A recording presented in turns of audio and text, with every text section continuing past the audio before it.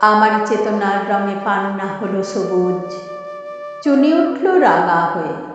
আমি চোখ মেললুম আকাশে, জ্বলে উঠল আলো পূবে পশ্চিমে। গোলাপের দিকে চেয়ে বললুম, সুন্দর। সুন্দর হলো সে। তুমি বলবে, এ যে তত্ত্ব কথা, এ কবির বাণী নয়। আমি বলবো, এ সত্য। তাই কাব্য। এ আমার অহংকার, অহংকার সমস্ত মানুষের হয়ে। মানুষের অহংকার পটে বিশ্বকর্মার বিশ্বশিল্প। তত্ত্বজ্ঞানী জপ করছেন নিঃশ্বাসে প্রশ্বাসে, না না না, না পান্না, না চুনি, না আলো, না গোলাপ, না আমি, না তুমি। ওদিকে অসীম যিনি, তিনি স্বয়ং করেছেন সাধনা মানুষের সীমানায়। তাকেই বলে আমি। সেই আমির গহনে আলো আধারের ঘটল সঙ্গম।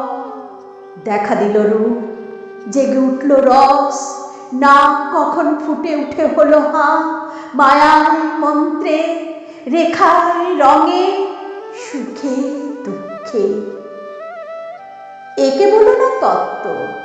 আমার মন হয়েছে পুলকিত, বিশ্ব আমি রচনার আসরে।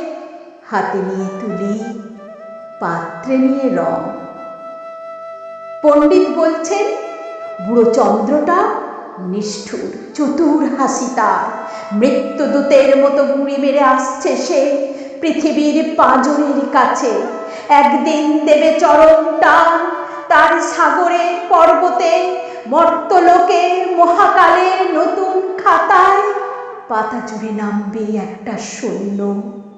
গিলে ফেলবে দিন রাতের জমা খরচ, মানুষের কীর্তি হারাবে অমরতার ভান।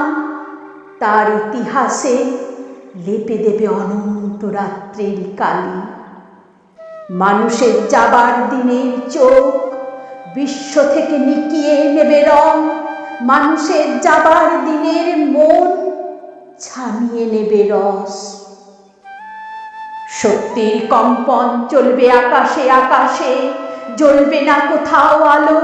বিনাহীন সভায় যন্ত্রীর আঙুল নাচবে, বাজবে না সুর।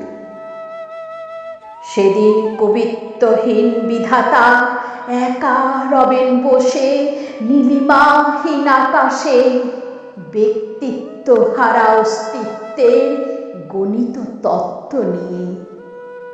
তখন বিরাট বিশ্বভুবনে, দূরে দূরান্তে, অনন্ত অসংখ্য লোকে লোকান্তরে এ বাণী ধ্বনিত হবে না কোনোখানে, তুমি সুন্দর, আমি ভালোবাসি। বিধাতা কি আবার বসবেন সাধনা করতে যুগ যুগান্তর ধরে? প্রলয় সন্ধ্যায় জপ করবেন, কথা কও, কথা কও। বলবেন, বলো তুমি সুন্দর। বলবেন, বলো আমি ভালোবাসি।